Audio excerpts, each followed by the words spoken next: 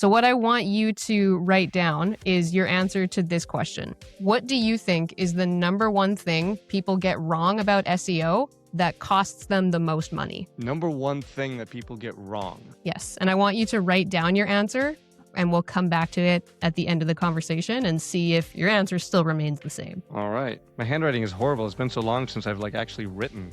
Okay, Yeah. No problem. You're good? You got your answer? Done. Written. Perfect. I love it. Okay.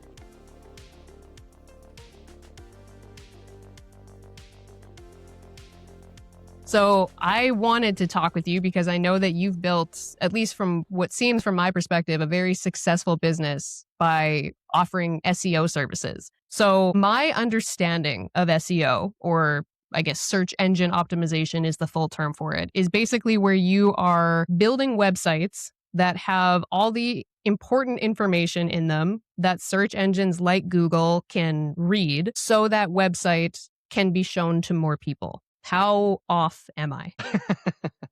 Not far off at all. So the way that I always like to think about it, right, is, Google came out in 1999 and really solved the problem, for the most part, of how to find trusted information online. And if you're super bored at night one evening, like struggling to sleep, you can actually go to Stanford's website and pull up Larry Page's Stanford PhD dissertation, where he sets out the foundation of Google's algorithm.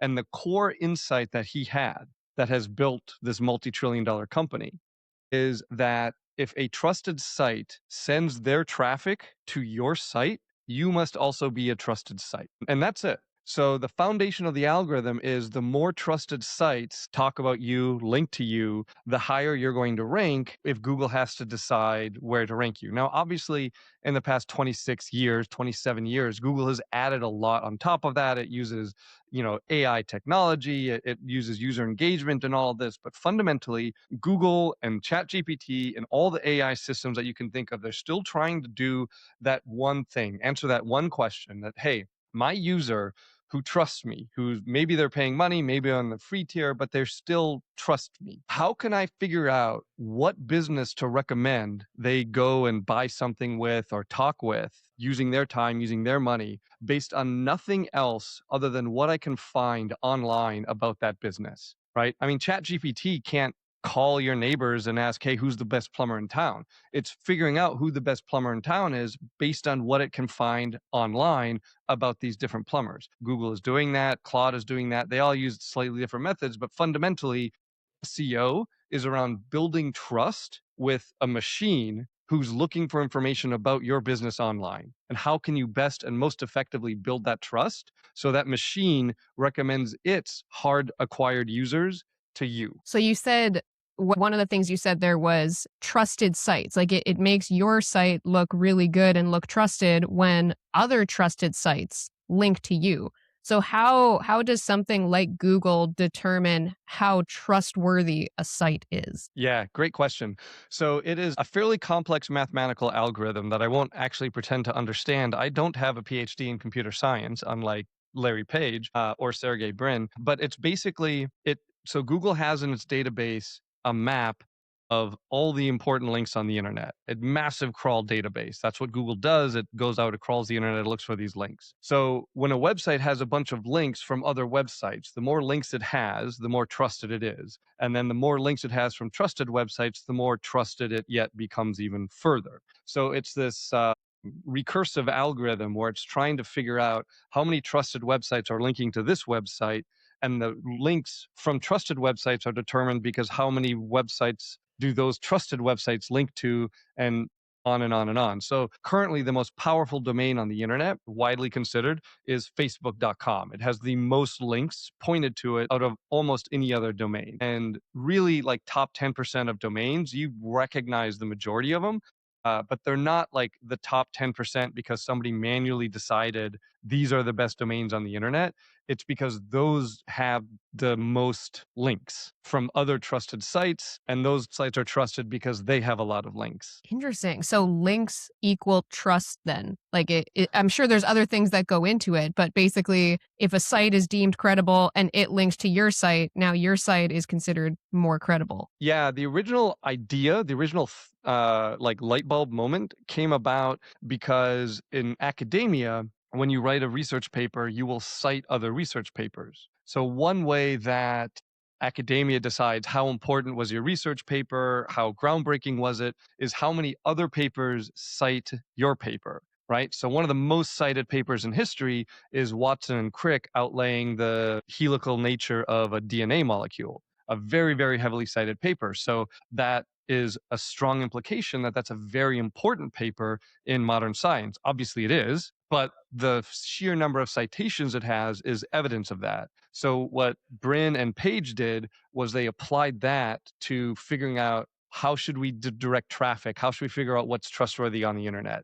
Because before Google, it was basically a game of keyword stuffing. Yeah, and that's what I thought SEO was more about. I thought it was more about having the right words and keywords on your site so that Google knows what to like if you're a plumber and you've got the right plumbing keywords on your site, then Google's more likely to pull you up when someone's looking for a plumber in that area because it sees those keywords on your site. But it sounds like what you're saying is while that might be an element, the more important factor in getting your site to show up is the amount of other sites that link to you. Yeah. So when it started, definitely. But Google also, keyword usage and things like that are very important. Obviously, Google has to understand what your content is about. So if we looked at something like ChatGPT, the GPT stands for Generative Pre-trained Transformer. So transformer is a way for an algorithm for a machine to understand language, right? So if you use the word bank in a sentence, a transformer can look at that sentence and decide if you're talking about money or rivers based on the other words in that sentence. Keywords can't do that. They're just trying to match up word usage, but the transformer can actually understand context. So Google invented the transformer in 2017 and published a paper laying out exactly how it works and how to build one. So, kind of funny, ChatGPT and all AI systems are built on technology that Google invented. So after that 2017 invention, Google worked to integrate transformer-based technology into its algorithm. They made major rollouts in 2019 and 2021. So one sign of somebody who knows what they're doing in SEO and somebody who doesn't really know like in depth is the use of the word keyword, because Google doesn't use keywords anymore. Google now understands entities, and that's how it's deciding what your content is about. So your business, plumbing is an entity, the city you're a plumber in is an entity, and your actual business is its own entity. So what we're trying to do when we're writing content is not put a bunch of keywords in there, but we're trying to write content in such a way that Google's technology understands that your business entity does that service entity in that city entity. And we're trying to link those entities together with content so that Google knows what you are, where you do it, and what you do. Am I making sense? I don't mean to dive too far into the details. No, it's cool. It's fun getting somebody who knows this stuff in and out to break it down. So how would you describe then the difference between a keyword and an entity? So something like cosmetic surgeon versus plastic surgeon, those are largely the same entity, but different keywords, right? Attorney and Oh. lawyer, those are the same entity, but different keywords. So if we were thinking about keyword stuffing, like, we're rocking out and it's 2015 and we're writing content for an attorney's website, we would 100% need to make sure that we talk about lawyer, we talk about attorney, we talk about those keywords over and over again to make sure Google understands it. In modern Google's algorithm, we don't need to do that. We can pick one and go with it because Google understands those are the same entity. Okay, interesting. So keywords are like kind of part of an entity, and Google has gotten better at scanning entities over just individual keywords. Exactly. And the heart for a local business, the heart, I mentioned your business is an entity. The heart of that business entity is your Google business profile. And that's true for Google, and that's true for every AI system except for ChatGPT. And the heart of your business entity for ChatGPT is your Bing for Business profile, because all that sweet, sweet Microsoft money that OpenAI got started on. So a lot of local businesses don't have a Bing for Business profile. I mean, that's something that if you want ChatGPT to recommend your business, you absolutely need one because ChatGPT uses Bing. Yeah. That's interesting. I bet you a lot of people don't know that one because I've heard in the marketing space, I've heard people talk about this a lot that a lot of people are using AIs and even things like TikTok as like search engines now. And a lot of those AIs will refer to your online reputation as a business. So if a business doesn't have a Google business profile or they don't have like reviews from their customers, then those AIs might not recommend them. But ChatGPT looks specifically at Bing because it's Yeah. got the Microsoft funding. Exactly. And ChatGPT, it can read GBPs, and the more recent ones get better and better at it. But if you ask like Claude or Grok or Perplexity, obviously Gemini, which is Google's AI, they can recite reviews to you almost verbatim from your GBP. But ChatGPT really struggles at reading GBP reviews. It is much more likely to give you reviews off of Yelp or Bing for Business or something like that. But what's interesting is even Gemini, Google's own AI, obviously you can read the reviews on your GBP, but there's a lot of evidence that suggests Gemini cares even more about your Yelp reviews than it does your GBP reviews. And there's some theories as to why, but the overall message regardless is, before 2022 when AI really started to come out, all the advice was get reviews on your GBP, get reviews on your GBP, and we don't really tell our clients that anymore. Now our focus is to get a diverse review background. Like we want reviews obviously on the GBP, we want it on Bing for Business, we want Yelp reviews, we want Angie's reviews, we want reviews on every platform, and we want those reviews to have attributes. So a common myth is that reviews help your ranking on Google, and they don't really very much. There are things like, all else being equal, if your review velocity is higher, then yes, you'll rank higher, but it's not a primary rank factor. It's like a second tier rank factor. And you can see all the time, like my favorite example, if you open up Google and type in plumber Houston, you will see plumbers that have 10, 20,000 reviews and they're nowhere near the first page. But what's interesting is Gemini, Claude, etc., ChatGPT, they care a lot about those reviews. And not only do they care about those reviews, they read those reviews, because if somebody is asking ChatGPT, no one opens up ChatGPT and says, "Hey, who's the best plumber in Houston?" Right? It's going to be like a paragraph long. Here's my issue. Here's what's going on. Find me somebody who can fix my garbage disposal at 7:30 p.m. or something like that, right? Much more detailed request than classic Google search words. So what ChatGPT or whatever AI agent will do is they'll read your reviews. And if you're a plumber in that city and one of your reviews said, "Hey, they came out and fixed my garbage disposal at 8 p.m., then you're going to get that recommendation because it matches what the person was prompting for, right?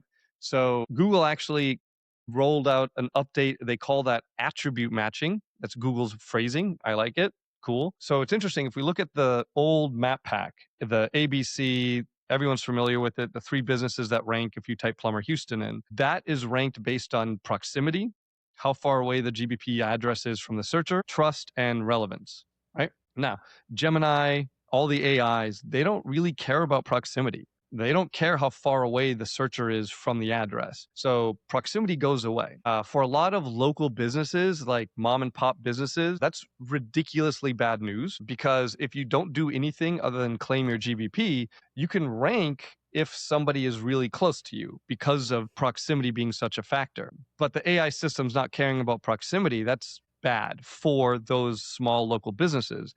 And that third factor, instead of proximity, it is now attributes. So Gemini is recommending based on attributes, relevance, and authority. Now, not a big deal today, right now. Something like 95% of a local business's traffic is going to come from the map pack today, even with ChatGPT. We have clients who are heavily recommended by ChatGPT. Bing sends us more traffic than ChatGPT does. There's just not that many people searching on ChatGPT for local businesses today. And Gemini has even fewer. Google rolled out in March something they call Ask Maps. So you can go to maps.google and you can start a chat with Gemini, and it will recommend local businesses for you based on that chat. Roughly 0 people are doing that.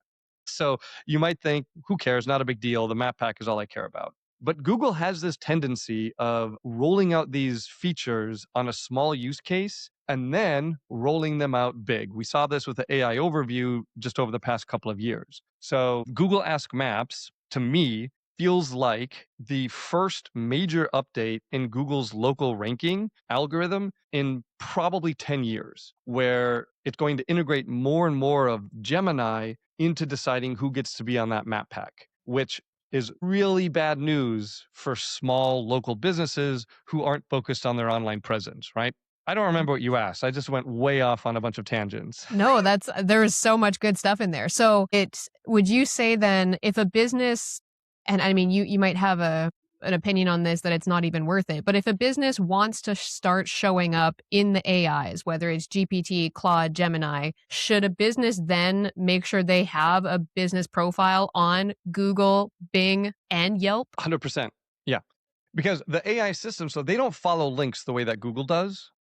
So they don't care about the links that we talked about. But what the AI systems are looking at, right, they're still trying to determine trust based on what they can find out about you online. So they're looking at, we call it mentions. They're looking for your brand name to be mentioned. So if you have a Yelp profile, a Better Business Bureau profile, a Bing for Business, a Google Business profile, a lot of the car navigation systems allow you to get profiles set up there. Apple Maps is another good one.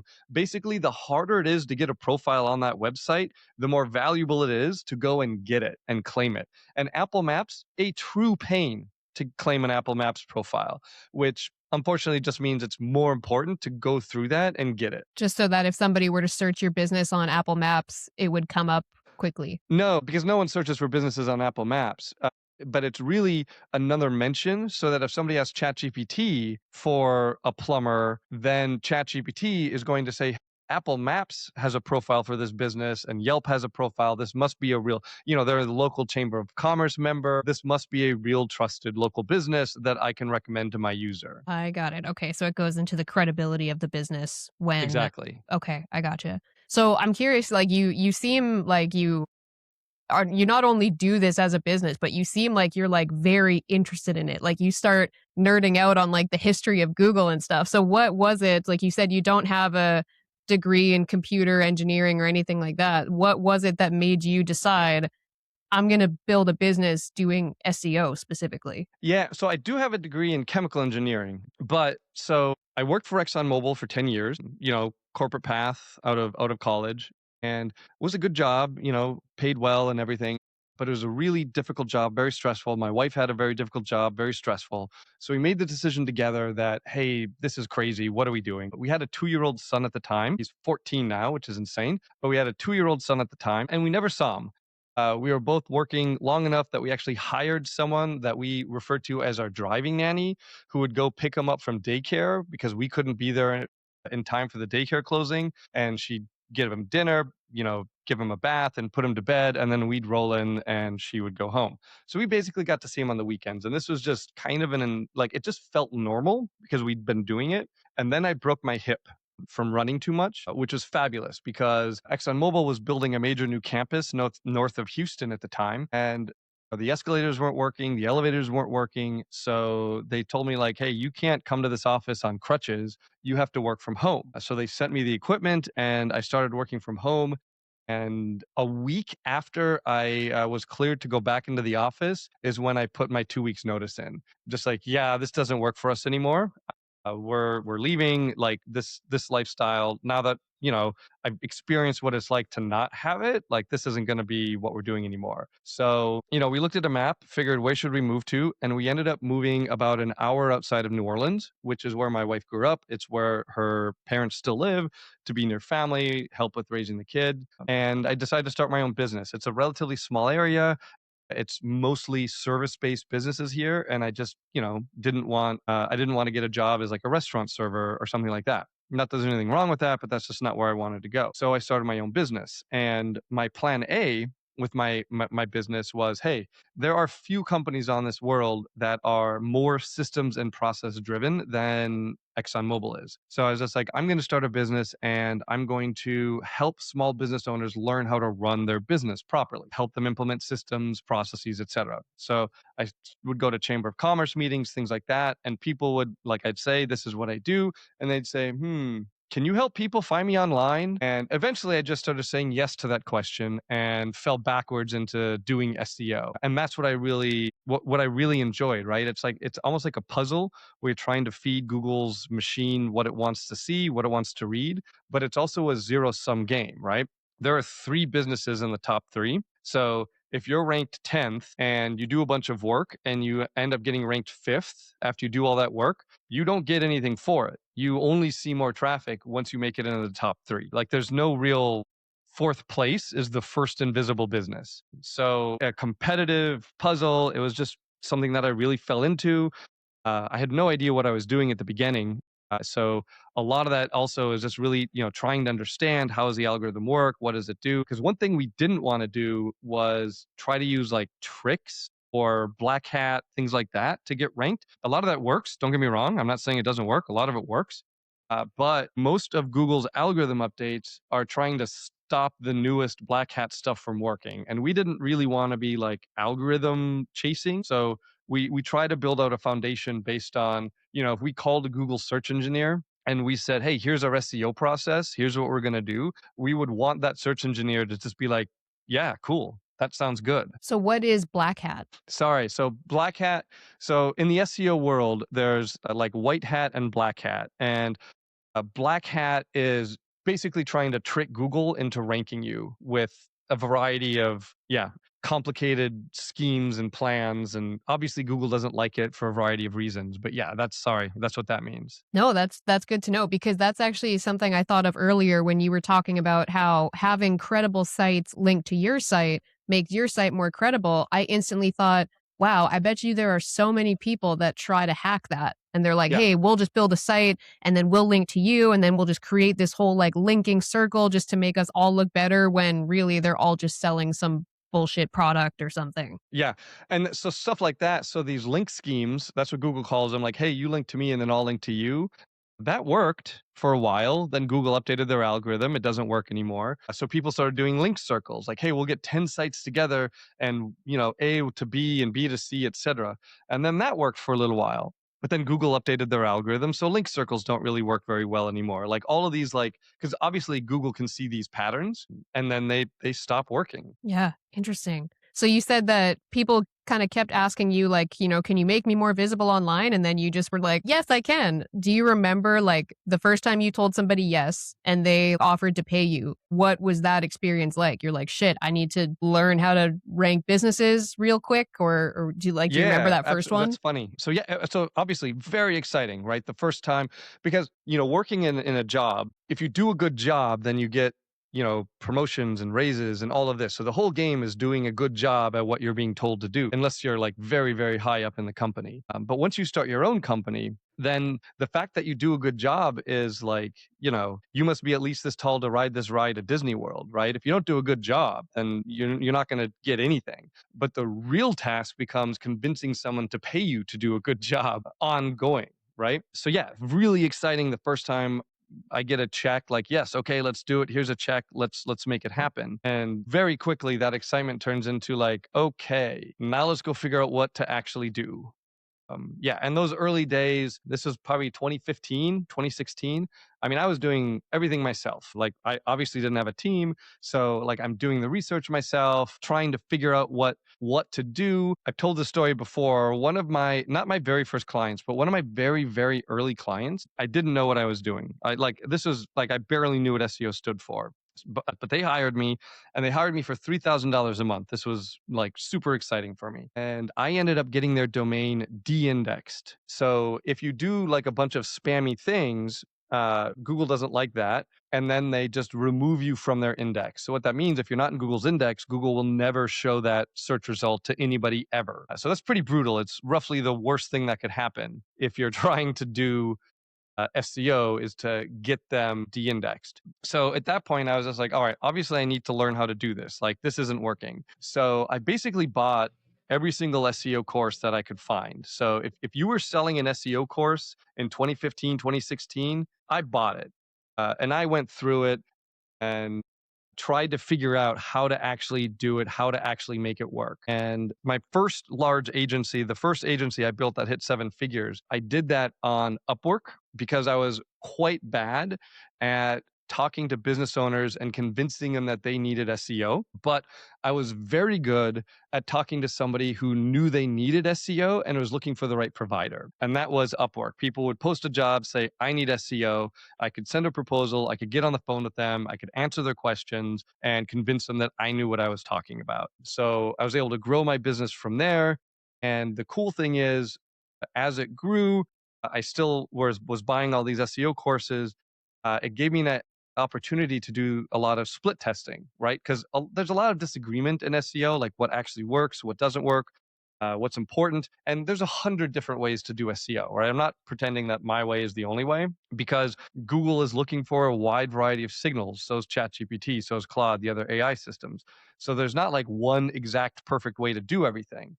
But I was able to take all of these different inputs from all these different courses and then literally just split test. Like, hey, let me try this on these 5 sites and I'll try this other way on these 5 sites and see which ones rank better. And whichever one works, that's going to be what's in our systems and our processes going forward. And if it stops working, then we'll update it. We'll figure out what's changed, why it stopped working, and then make those updates so that we keep having success going forward. So something that I've honestly never taken on an SEO client. I know the service exists, but I've never dived into it.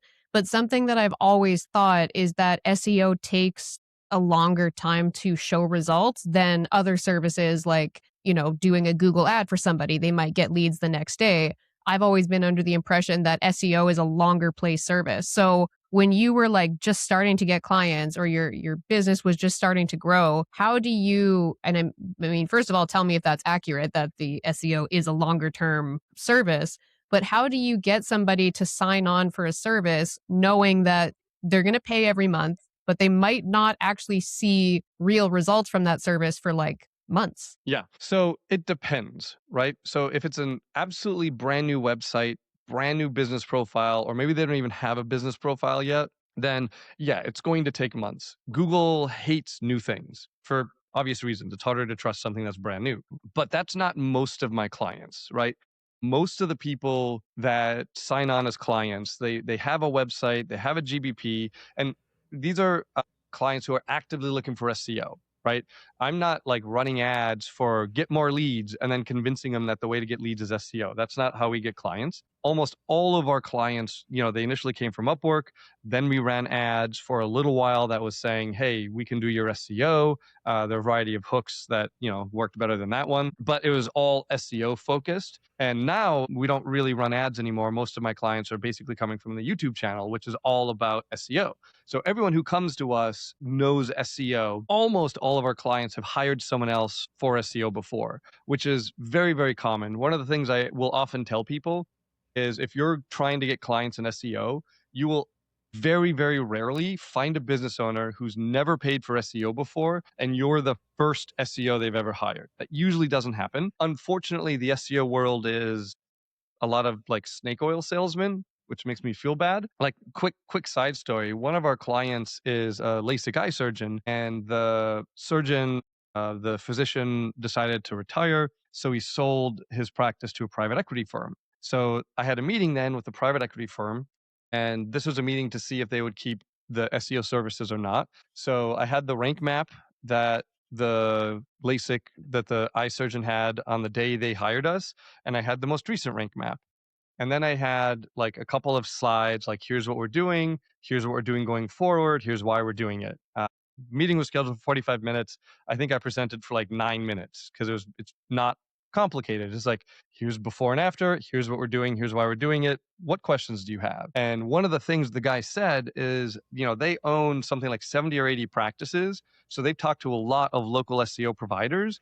And this was the first time that they'd actually seen real results from local SEO, which is kind of horrifying. So all of that being said, right, very rarely do we have a client with a brand new website, brand new GBP. Usually they have a website, Often they've been around for a few years. They have a GBP, been around for a few years, which means they have that age. They have a lot of that trust intrinsically. Their website is just built wrong. Their GBP just isn't optimized. They're telling Google the wrong things. So we've had clients where we can come in, we can update their GBP, we can update some of the stuff on their website, create a couple of new pages, and then in 2 weeks, in a month, just dramatic results in improving the rank map because they had all the hard stuff done. They just missed how to package it so that Google knew how to read it and understand it. Okay, so that's like the kind of transformation, I guess, or the result that somebody can expect when they get SEO done properly is they will just see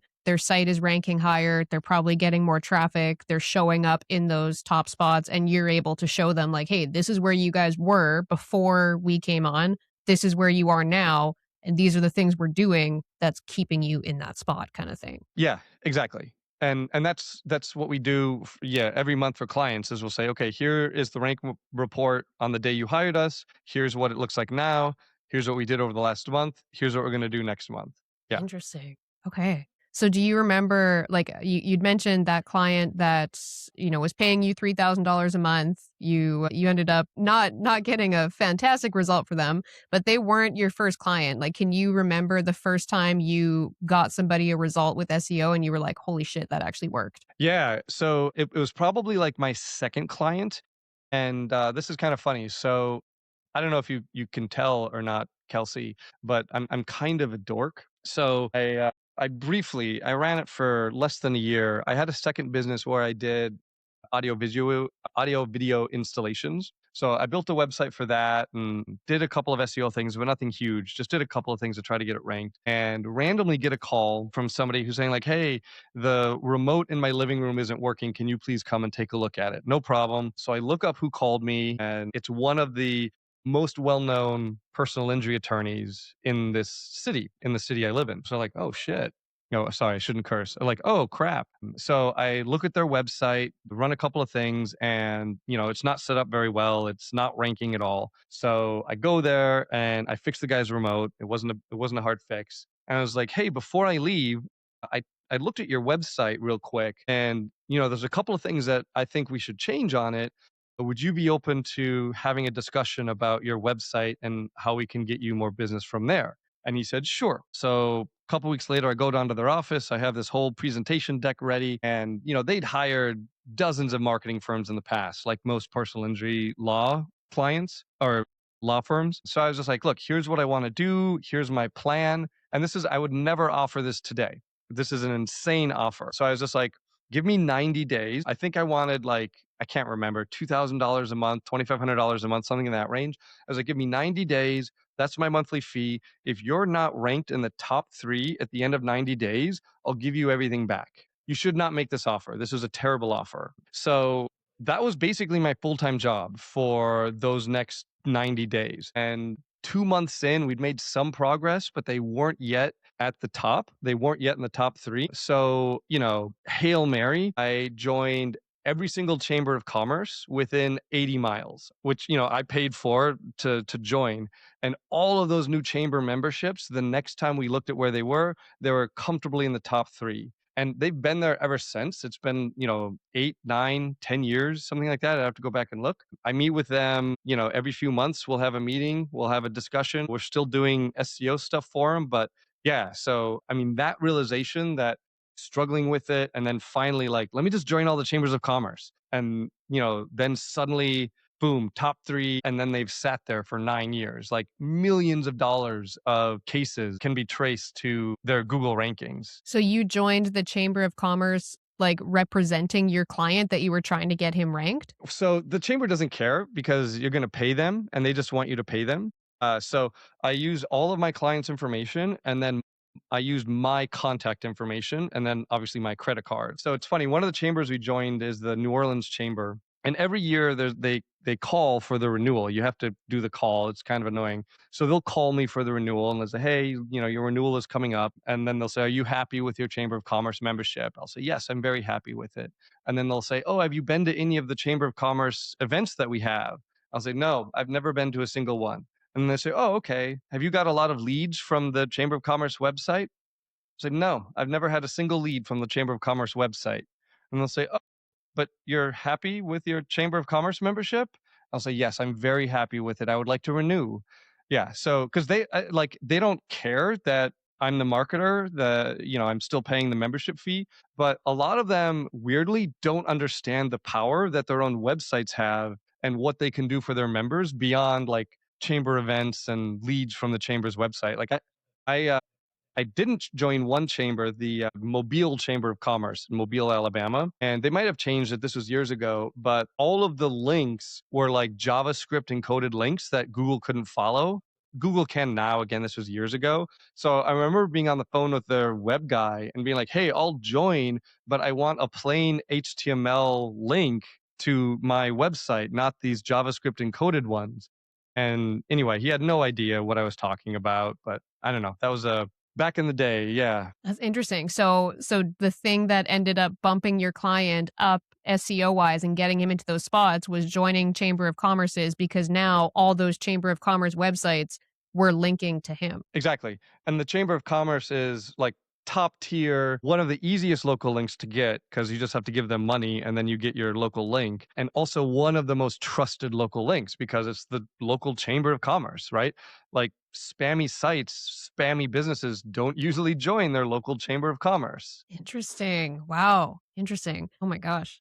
That makes so much sense. So you start doing SEO for clients, you start growing your business, and then I know eventually you kind of made a jump from just offering the services to then you started teaching SEO to people. I know you have at least one SEO course that I'm aware of, and now you teach people through your YouTube. So how did you decide to make that jump from just being the service provider to I'm going to actually teach people how to do this service? Yeah, that's an interesting question. So there's someone that I think we both know who runs an online community, an online course community, James. Their community was focused on ads. So I'd actually joined the community because we had a couple of clients who were interested in ads. And I got to know James. I joined like really early on when it was a very small community. It's not now. Now there's like 4,000 members or something, 5,000 members. But Eight. so I got to know James because I joined when it was pretty small. And I would be telling him, hey, we do SEO and everything. And, there was one day he and I were chatting about it and he was asking how we do SEO and how I manage it. And I said, oh, well, I have these systems and these processes. And, one of the things that we've had forever is the 60-day plan. The first 2 months of any new client engagement are by far the most important because if a client pays you on the third month, they're very likely to be your client for years. But the third month payment is the hardest one to get because maybe you don't have results quite yet or amazing results yet. Just as you said earlier, the third payment. So we have a 60-day plan to make sure that we deliver results in those first 60 days. And it's literally day one, we do this. Day two, we do this. Day three, we do this, like for the full 60 days. Right. Again, the ExxonMobil engineering background coming out, like how systems and process driven it was. So James was just like, hey, there's a bunch of people in my community who are interested in learning how to do SEO. Would you be willing to offer your systems and processes to my community? We'll split, whoever buys in 50-50. And I was like, yeah, sure. I mean, whatever, like that could be fun. And it ended up doing like really well. Like it blew me away. I was not expecting it to do nearly as well as it did. And James was just like, yeah, you got to create this course and build it out and start getting people to join. And again, it was James' advice is he said, YouTube is one of the best ways to build trust. And I slept on that advice for years, finally got serious about my YouTube channel like a couple of years ago. And massive regret that I didn't take James's advice, like 5 years earlier when he first gave it to me. But, 2 years ago is better than not at all. But yeah, literally that's how we got into it. And the first version of what I was selling, it wasn't like a prepackaged course. It was literally, here's the training that I did for my internal team to do SEO. And there was another big jump, obviously, when ChatGPT came out and we started using ChatGPT 3.5 from back in the day to help accelerate some of what we were doing with AI. And, again, making that similar offer, like here's the actual training that I built for my team, how we use ChatGPT 3.5 in our SEO agency. And yeah, people really resonated well with it. They had results, they had success with it. So we've grown that aspect of it much more than I was ever expecting to. Like looking back on it, when I was working for ExxonMobil, who would have thought that a YouTube channel was going to be in my future? But I could see how that makes sense though, because, and you can correct me if I'm wrong on this, I would imagine that a service like SEO or anything where you're working with like Google's algorithm or social media algorithms, like advice and tactics change very quickly. Like it seems like every single year you're doing things differently than you were last year because algorithms change, technology changes. So I would imagine that if you were somebody that's like, okay, I have a lot of, conviction and credibility in SEO.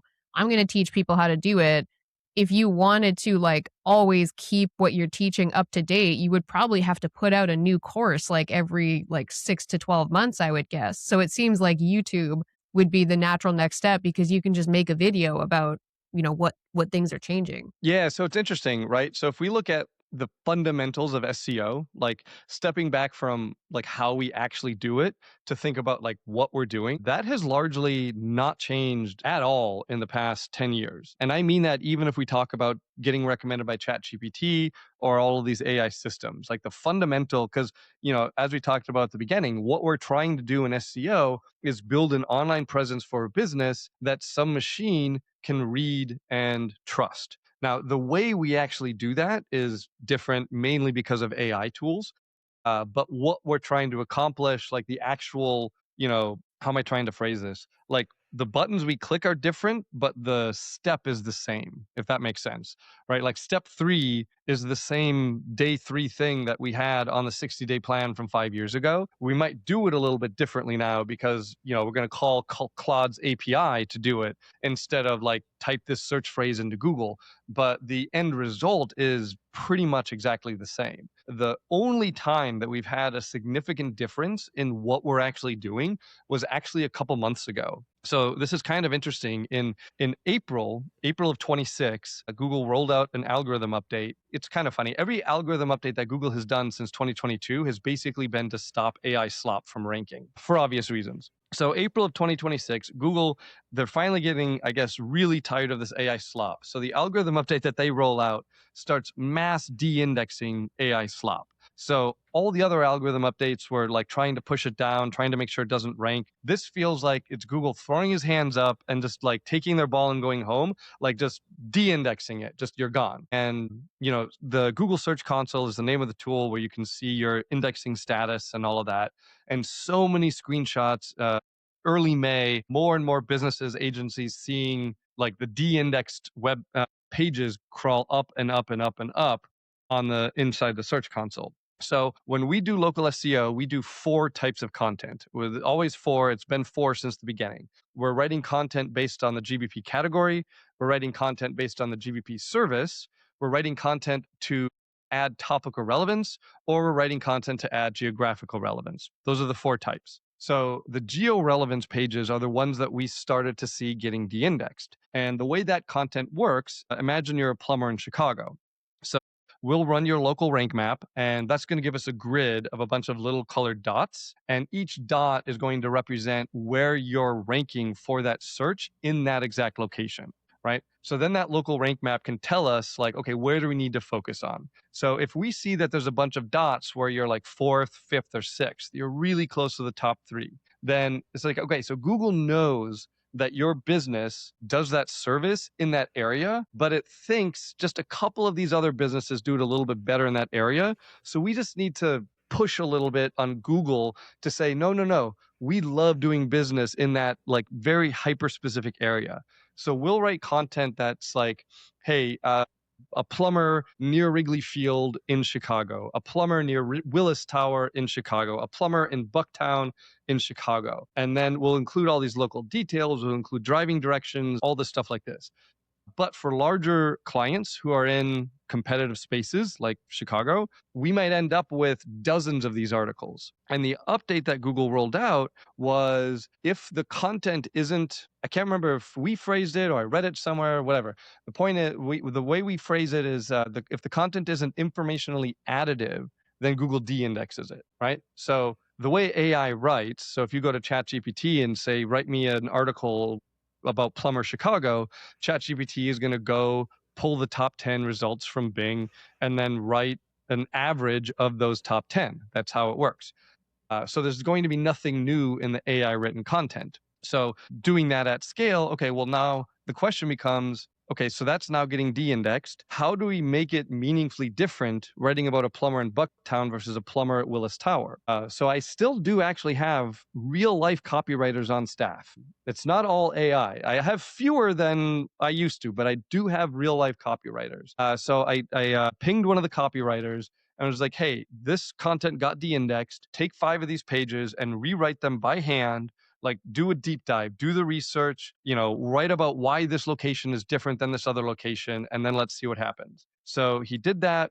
Week or so later, it starts to get re-indexed. Fabulous. But each article took like a couple of hours to do. All right, this obviously is not something we can do at scale. So had a meeting with a couple of them and talked through like, what did you do? What were you looking for? And all of this. So we built in a process now where, especially when we're writing those location pages, we call on like 9 different data sources, 9 different APIs. So we'll try to pull from Reddit. We're trying to pull from local forums. We're pulling from the search engine results page.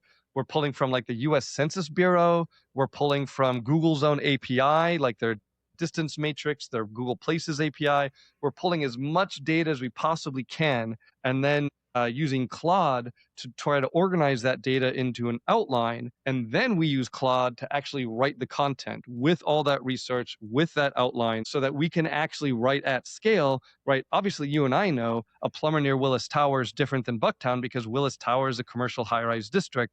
That's different for plumbing than Bucktown, which is filled with millennials and 20 somethings who, live in like small apartments, mid-rise buildings. That's a very different job for a plumber. But now we can actually pull that data and write that content to be meaningfully different. And we've seen that de-indexing problem has largely gone away. And anyway, so that is one of the only times that we have significantly changed what we're trying to do. And that was really just to do what we were trying to do better so that we are adding more information to what Google was seeing. Yeah, and that brings up an interesting topic, which goes beyond just SEO, but really just to people who are like trying to build an online business in general. Because I mean, you can't go on any platform today without seeing somebody talk about how AI is changing this industry, and I replaced 90% of my staff with AI. And that was actually a question that I was going to ask you there, of like how much of your business is now AI compared to having the human touch. Because I think what you just touched on there, when it comes to like writing, when you try to outsource the creative side to AI as opposed to like the process source or the processes, I think that's where things can fall flat. And I notice this a lot as a copywriter and a ghostwriter. I could look at any post online right now and I could tell you if it's AI written or if it's a medley of like human voice and AI, because you start to notice the AI patterns and the AI slop. So that's interesting that, I mean, number one, you're saying Google is basically making a lot of changes to get rid of the amount of AI slop that's showing up online. But you also said that you haven't just completely overhauled the business with AI because there's still parts that need a human in order to do good quality SEO work. Yeah, 100%. And just to be clear, Google doesn't care if AI wrote it or not. Google cares if it's informational additive. And there's really like, and great, yeah, you hit the nail on the head. There's really like 2 different types of content, right? So most of the content we write is content that no human will ever read. Like, and SEO has been like that for 10 years, right? Like, no human is ever going to read my content about why this is a good plumber if you live near Wrigley Field. No one is ever going to read that. That's purely to establish the entity linkage with Google, with ChatGPT, et cetera.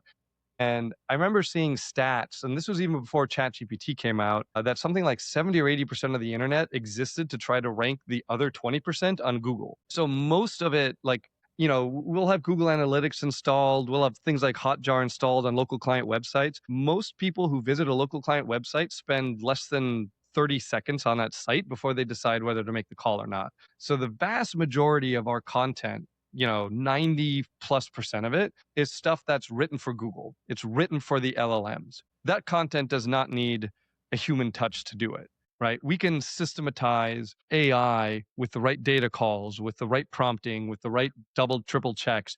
Our content process, we call it the 8-pass process. I'm an engineer, so I'm not very good at naming things.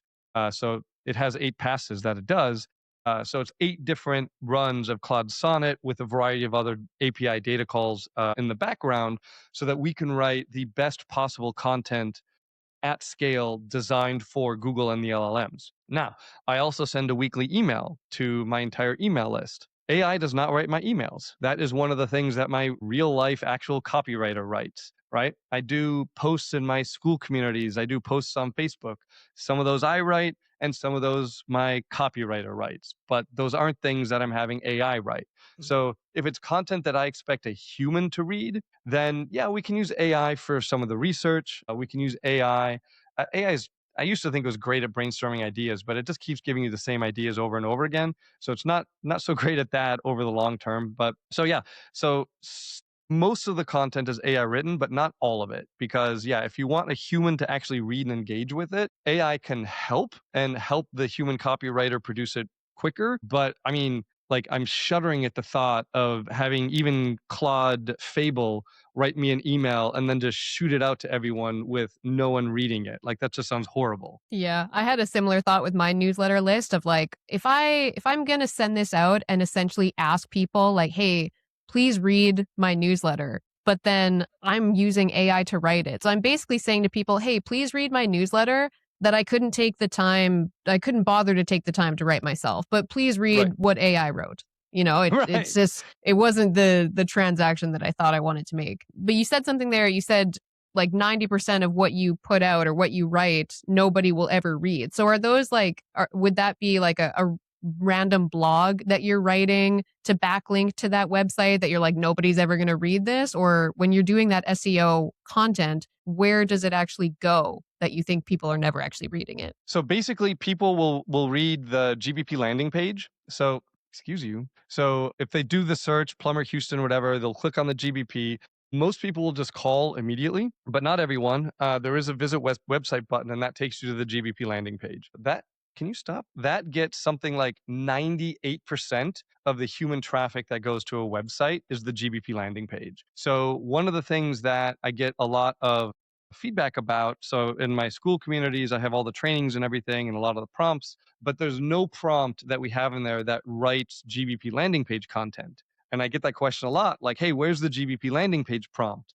And my answer to that is you should not be writing your GBP landing page with a prompt. Like that is the page that needs to convince someone to call your business. Like that is the only chance you get, and you're going to get 30 seconds. And the problem is most every local business is writing that content wrong, right? And you know this as a copywriter. If you go to a local business, the first thing that you'll find in most local businesses is a history lesson about that local business. We started in 1975. My great grandfather, who nobody cares, right? No one, like zero people are typing plumber Houston into Google because they're interested in the history lessons of all the plumbers who are in Houston, right? That's not what they're looking for. So you have to write that for the person who just found you online, not about yourself. And trust me, saying that you were founded in 1975 does not build trust nearly as well as just embedding some reviews or testimonials and then talk to why they should hire you, not when you were founded and like how professional you are and all that like business platitudes that don't actually mean anything. So the problem is if you had a prompt to write a GBP landing page, again, AI writes the average of what exists. It's going to go grab a bunch of local business websites and write a history lesson, which just we've seen it over and over with conversion rates, CTR rates that, yeah, history lessons don't convert people. This isn't a surprise. Yeah. So yeah, the GBP landing page, we can, again, use AI to help. Give it the guidance. Here's the type of what I want. But it's a lot of like, write this paragraph by paragraph, read, fine tune. It's not write me a GBP landing page. Right. Okay. That makes sense. That's helpful. So, can you talk a little bit about like you've talked about kind of the progression of your business? Where is your business today? Like, what are you kind of currently working on or figuring out in the business today? Yeah. So most of my time today, which again is wild to think about, most of my time today I spend on content creation. And I know there are a lot of YouTube channels where they have AI generated scripts and then they have AI generated avatars. And I don't do that. I still actually film everything. AI helps write the scripts, but it's still a lot of handwritten scripts. A lot of the content is not written at all, not scripted at all. For that reason, because you can't have an AI avatar do a non-scripted video. So that's why we started to lean more and more into unscripted. But we're doing 2 videos a week now, which is a lot of time and energy, plus trying to keep the groups engaged, keep the Facebook group engaged, and then beyond that, I mentioned briefly the AI tool that we use for content writing. We're calling that the Core 30 agent, and it basically uses AI to do the research, the content writing, most of what we actually do in the agency for local SEO. Like my fulfillment costs are a third to a quarter of what they were before we built this Core 30 agent, because it makes everything go much faster, much easier. We still check everything, we still do everything carefully, but it's allowed us to serve more clients with fewer employees. So when I'm not doing content writing, I'm usually running my AI agent team to try to debug, find errors in that tool. I have no idea how to code. It's all like a vibe coded thing. But the process that this, it's wild, right? I have a Hermes agent that orchestrates, and it orchestrates a Claude code, an OpenAI codex, and an anti-gravity Gemini session. And they first the trio functions as authors, where they all find the bug and then they figure out what is causing the bug to happen. And once all three of them agree, then they write the fix, and then they fire up new sessions, new instances that serve as the critic. And the critic will go in and look at that and decide, is this right? Do we need to fix this or this? And once all three of those are in unanimous agreement, then Hermes pings me and says, hey, we're ready for you to look at this. So, I mean, it takes it like a couple of hours because of all of the author critic style, but it works. The AIs are not awesome. So having the different LLMs check each other can work really well in terms of actually getting better quality output. I feel like we could get into a whole other conversation about the smart and dumb ways to use AI in your business. But no, that's really cool. So YouTube has become a very big part of your business now. That's awesome. And you started it all as somebody that didn't even really know what SEO was. And now you've built an entire business Yeah. out of it and you employ people. That's awesome. Yeah, exactly. And it's funny, right? So I've said this before because, people, I'll chat with someone and they'll say like, oh, your YouTube videos are so good. I want to start a YouTube channel, but I could never record content like that. And it's just like, okay, well, go to my channel and then go look at the first video that's on there. It is not good, right? And, I'm going to quote Alex Hormozy here, which is very out of character for me. I don't quote him often, but one of the things that he said, which I absolutely love, is, if you do something every single week or every single day for years, it's really hard to not get really good at that thing, right? So your first YouTube videos, and this is the other thing that got me confident about like just getting started, you don't have to worry about people seeing your bad videos, because when it's a bad video, the algorithm doesn't show it to anyone, right? So just whatever your background, whatever, like I did my YouTube channel on my phone for the first 2 years. Like I only recently upgraded and got a real camera and got this all set up and everything. Like most of the stuff on my channel is just me sitting in front of a wall looking like I was just kidnapped talking to my phone. And I mean, that's how you get started. You just get used to trying to talk to the camera instead of a person. That's hilarious. This is literally, before we hopped on today, I was writing my newsletter, and the title of the newsletter is Why I Will Never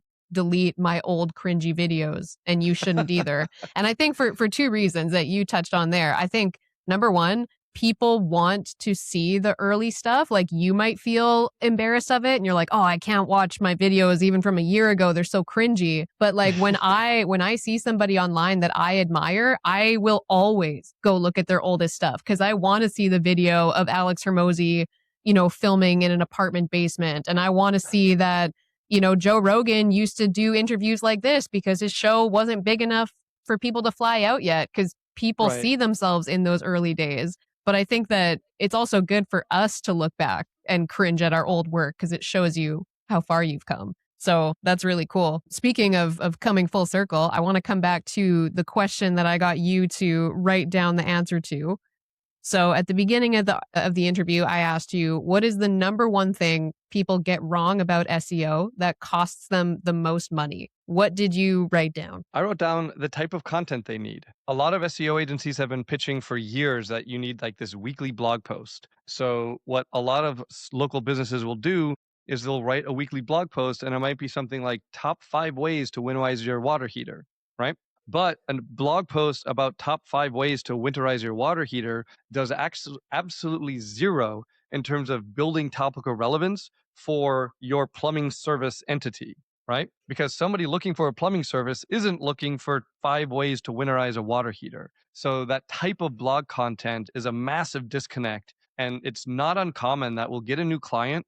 And the first thing we do, and it always makes us feel a little bit bad, but one of the first things we do is we delete like years of blog content that don't do anything to help them rank locally. Yeah. Interesting. Yeah, I feel like that's something I think of when I think of SEO is like backlinking and blogs and stuff. So you've seen like people will spend a bunch of money getting this SEO work done, getting blogs and a lot of that type of content, and it does nothing for them. So it ends up costing them just a bunch of money. Yeah, exactly. Or they might rank really well if somebody searches for how to winterize a water heater, but that's not somebody who's going to become a customer. So who cares? Right. Okay. Interesting. Nice. Okay. I'm gonna get everybody to do that to always hold it up because some people I think getting you to write down that answer at the beginning of the conversation. I'm always curious to see if sometimes people have like aha moments during the conversation and they're like, "Oh, you know what? I actually changed my answer. This is better." So it's fun to see if you at the end you still stick with what you wrote down. Yeah, I mean, the other one, after this whole conversation, right, we did talk about how I guess I could potentially change it and say that the biggest waste of money is hiring an SEO who doesn't know how to actually do SEO. It's so common, right, that like web designers will offer SEO, but they don't actually know what they're doing. Or somebody will rank a client for snow removal Miami and get really excited that they know how to do SEO. And then they take on a client for Plumber Houston. And Plumber Houston is slightly more competitive than snow removal Miami, right? So how would somebody is there a way that a business could know like if they're like I think I need an SEO person and they've got multiple people that are reaching out saying like I can be your SEO person. Is there something a business owner could look for to know whether somebody actually knows SEO or not? Yeah, the best thing that I would say there is to talk with them about what they're going to do. Right. So in the SEO world, there's basically two. See, I enumerate everything. There's two philosophies of how to price SEO. One is this sort of like black box where it's $3,000 a month and then we'll get you ranked. And the other way is it's $3,000 a month and we're going to do XYZ and, et cetera, et cetera. So the way we price is based on scope, right? So if you need 10 articles a month, we're going to obviously write the articles, we'll post the articles, we'll do the internal linking, we'll source external links, we'll do the outbound links, we'll make sure all of that matches and makes sense. And then we're going to charge you for 10 articles, not like this flat monthly rate. And if you need 20 articles, we'll charge you for 20 articles and we'll recommend how much we think you need based on your space and your competitiveness. But if you ask, like, hey, well, what are you going to do? Then my answer is, okay, how much time do you have? Like, let's talk. And if instead they're just like, oh, well, we're going to rank you and we're going to get you more clients and more calls and more customers. Maybe they know what they're doing. I'm not like poo-pooing it, but you really want to try to get like the second level, second layer. Like, what are they actually going to do? And like, optimize your website, optimize your GBP. Like, okay, well, what does that mean? How are you going to optimize it? When you go and look at my GBP, what are you looking for to optimize it? How will you know if it's optimized? So one of the methods, we call the tool the Core 30 agent because one of the methods that I coined is the Core 30. And when we build out a local business website, so we're talking about local SEO. So the way I define local SEO is you're trying to rank for a search query where the map pack is the result, right? So if I go right now into Google and I type in Dubai yacht rental, I'm going to see a map pack, even though Dubai is, I don't know, 8,000 miles from me. So in my mind, that is a local search because GBPs, the map pack, were the ranking result. So local versus non-local, isn't how far away are you? It's is the GBP the goal or is it a website? Okay, so local search. Everything we're trying to do for local search is to rank the GBP farther and farther away from where the searcher is. That's all we're trying to do and all we care about. I don't even track organic rankings for local SEO clients because it just doesn't matter. Between the AI overview and the ads and the map pack, if you're ranked number one organically, you're going to get a tenth of the traffic if you're in the local map pack. So we don't even track that. It doesn't matter. So what we're trying to do again, right, is to reinforce the business entity and service entities that Google is looking at for your GBP. So we do that with the core 30. So the core 30 means that we're going to build a page on your website for every category and a page on your website for every service. And then we're going to internally link all of your categories and services on your website using the exact same internal structure that you have on your GBP. So when you add services to your GBP, you have to tell Google which category that service belongs to. We're going to do the exact same thing where we're going to put this service and we're going to link to it from that same category page. So that at the end of the day, when we're done with the core 30, your website is an exact mirror of your GBP structure.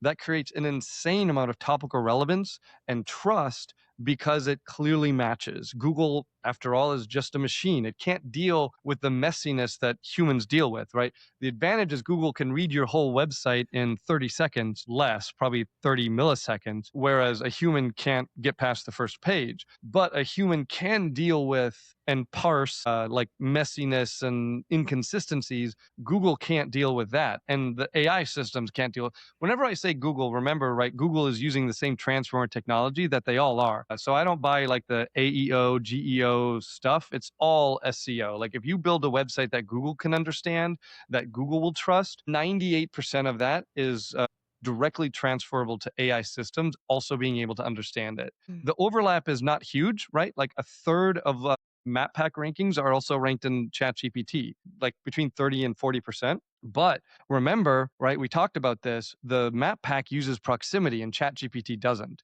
The fact that ChatGPT doesn't care about proximity is the reason for most of the non agreement in terms of who's ranking in the top three. They're fundamentally reading your website in a very, very similar way. So we use the core 30 to establish that. So now I'm not saying if you're a local business owner, you want your SEO agency to talk about the core 30 and mirroring the GBP, but they should be able to talk about what they're actually going to do, why they're actually going to do it that way. And yeah, the end. So that's it. Like a lot of business owners who hate their SEOs hired a black box SEO provider who didn't say what they're actually going to do. Oh, $2,000 a month and we'll get you ranked. I give such long answers to you, Kelsey. I'm sorry. That's good. It means I'm asking good questions. That's a good piece of feedback for me.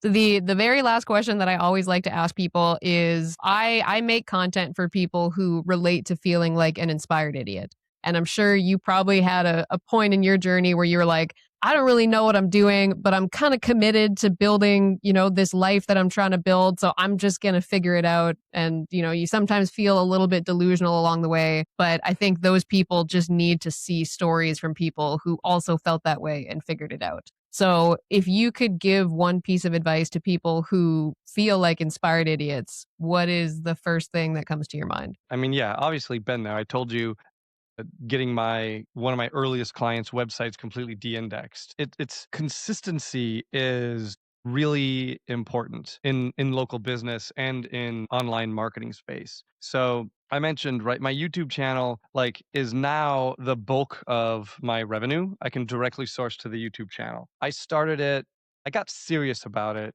maybe 2.5 years ago. And I was publishing a weekly video. Every week was publishing one video. And it took probably 18 months for me to hit 5,000 subscribers. So 18 months is what?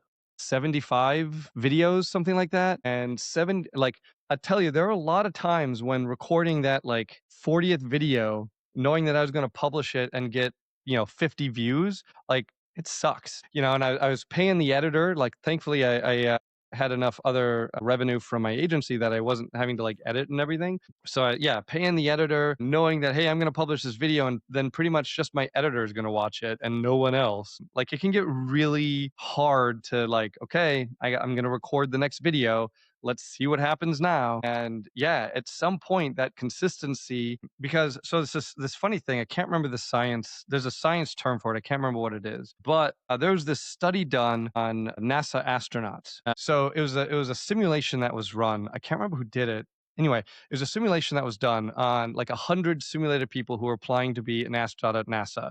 And NASA was going to hire 5 people or whatever the numbers were. Don't quote me on the numbers. And what they did is they had two scores for all the astronaut candidates, like luck and their quality, like their skill level, their quality as a candidate. Now, all the astronauts, they made their quality like 92 to 100 because they're all applying to be astronauts. So they all have very high quality numbers. But the luck, they made 0 to 100. And when they ran the simulation to choose the astronauts, they made it 95% based on capability and 5% based on luck. And they played with that number a lot. And they ran the simulation many, many, many times.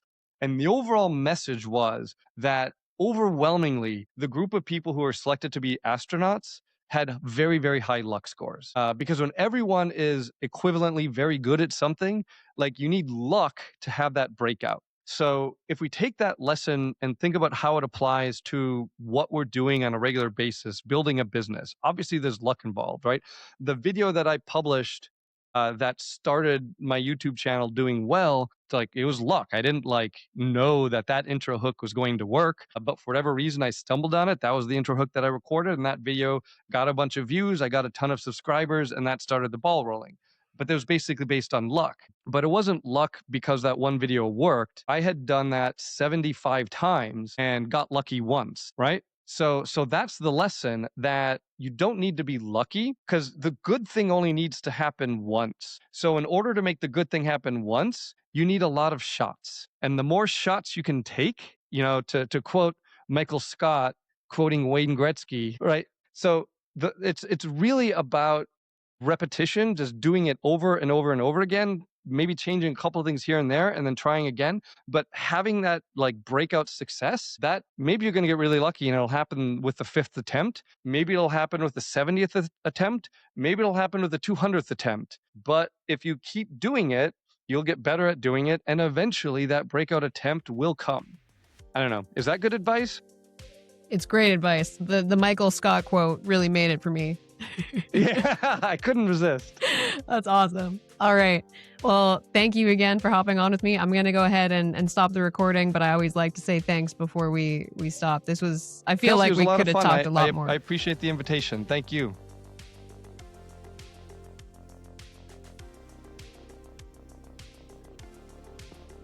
Excuse you. So can you stop? That gets something like... Nice. Okay. It's a sheet of printer paper. That's all I have. That works. I'll take it. I give such long answers to you, Kelsey. I'm sorry.